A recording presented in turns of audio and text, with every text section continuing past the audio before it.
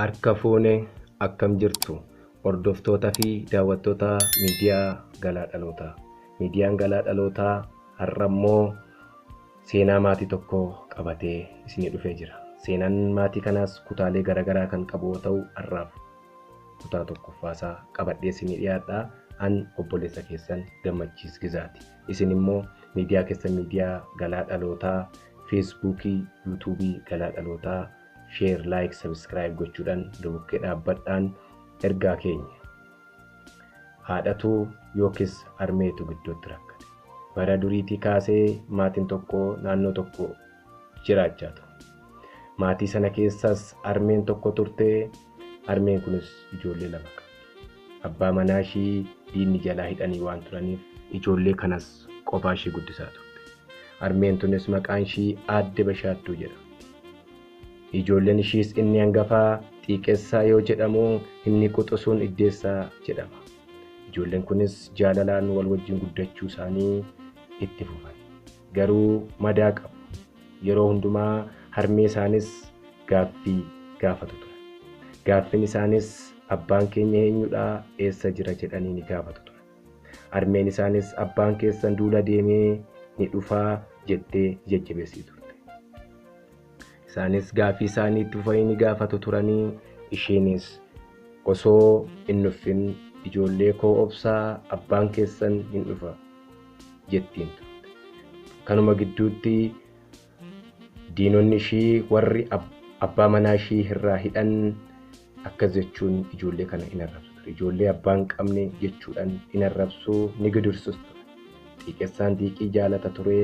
Kanaaf yeroo hundumaa waa'ee abbaasaa gaafa yaadu aarii irraa kan ka'e ni boo'aa, ni gaddas ture.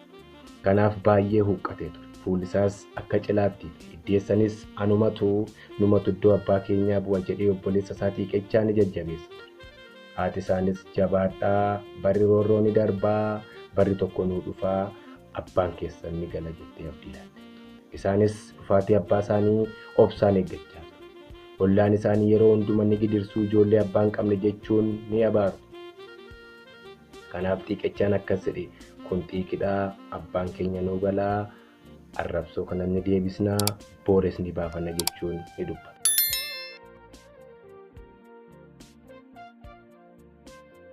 Harmeen isaanis gidduutti rakkattee abbaa isaanii lubbuun jiraachuu fi jiraachuu dhabuu isaa akkamitti akka bartuu mala dhooftus garuu furmaata argachuu hin dandeenye. Diinonni ishiis warra abbaa manaa ishii jalaa fuudhanii hidhan ishii bira deemaniis akkas jechuun ni doorsisu ture. Atamma humna hin qabduu, ijoolleen keessiif hin geenye, abbaan manaa keessa mana hidhaa jira, nu isiin akka barbaanne gochuu ni dandeenya jechuun itti roorsisu ture. Kana gidduutti namtichi inni abbaa manaa ishii hiisisee dirqamaan haadha ijoollee kana wajjin ciisuun garaatti akka godhe. Isheenis diina ishii irraa ulfoofte. Abbaa ijoollee koo salphisee anaan na ulfeessee jette Aadde Bashaattuu. Abbaan ijoollee koo yoo galee maal naan jedhaa, ijoolleen koos yoo dhagaan maal naan jedhu jettee yaadannee mala dha'uuttis qabde. Mucaanis garaa keessatti guddachuu eegalee ijoollee ishees harmee garaan kee maaf guddate jedhanii ni gaafatu. Isheenis lakki ijoollee koo xiqqoo ishii waan garaan koo na dhukkubuuf malee rakkoon jiru jettee ni deebisti. Golatti ol deebitee ni dhiphatti, ni boossisa. Egaa falli maal ta'a? Abbaa ijoollee koo salphisee anaan na ulfeesse. Ofii koon of balleessa moo mucicha garaa koo keessa jiruun balleessa jettee akka nama maraatetti ofiin haasofte turte.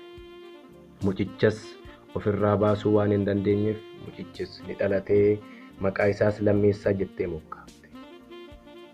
Ijoolleen ishiis baay'ee rifatanii waan ta'e kana gaafa argan baay'ee naanii Lammeessaan eenyudha, obboleessa keenya moo jedhanii gaafatan. Isheenis waan ta'e kana duraa duuban itti himte. Isaanis baay'ee gaddanii jireenya ofii jibbuura darbee of tuffachuu eegalan.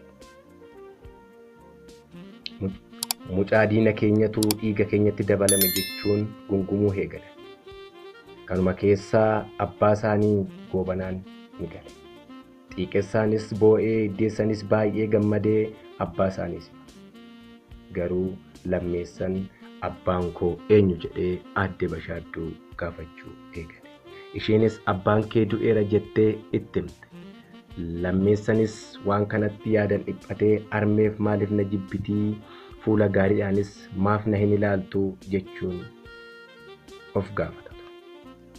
Abbaan xiiqechaas mucaa kana ijaan argaa jibbee diqaalaa jedhee hin arrabsa ture. Kana gidduuttis lammeessan abbaa isaa hin bare. Abbaan isaas akkas jedhee gorse. Waan isaan odeessan dhaggeeffadhuutii kootuu natti himii jedheen. Mucaanis akkasuma ni godha ture. Waan isaan mari'atan hunda isatti ni hima ture. Lammeessanis yoo maal godhin ijoollee obbolaan lammeen kana adda baasuu danda'a jedhee garaa isaatti innis qofaa isaanitti isaan jajuudhaan waan xiiqessaan hin jedhin akkasumas waan iddeessan hin jedhin siin jedheera jedhee walitti buusuu jalqabe. Ijoolleen kunis wal gaarreeffachuu eegalanii lollis iddeessa fi xiiqechaa gidduutti eegale. Lammeessan oduu isaa itti tokkummaan jaraas daaran kufuu jalqabee egaa maal wayi? Obbo Gobanaan waa'ee lammeessaa garaasaa keessatti gubata. Aadde Bashaadduun waa'ee wal jibbuu ijoollee ishii fi waa'ee diqaaltichaa kanaa yaadde. Maatiin obbo Gobanaa rakkoo keessa jiru. Diinni alaa isaan eegaa isaan manaa wal loluu kana gidduutti armeetu gubate.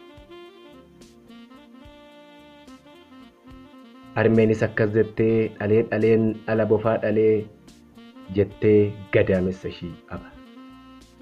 Obbo Gobanaan baay'ee gaddee ani ijoollee koof jedheen barmeeqa garbummaa baadhee mana hidhaattis jireenya koo dabarse jedhee ofitti gata. Bashaadduunis na hubachuu dadhabdee diqaalaa manatti naan eegde.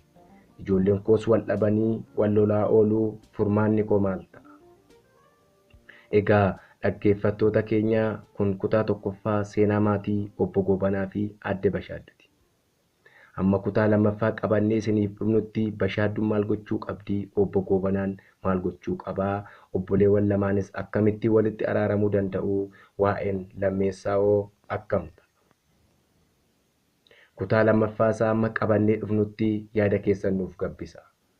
Ani sagaleedhaan Gammachiis Gizaan turee Galatoomaa miidiyaa Galaa Dhalootaarraa ulfaadha.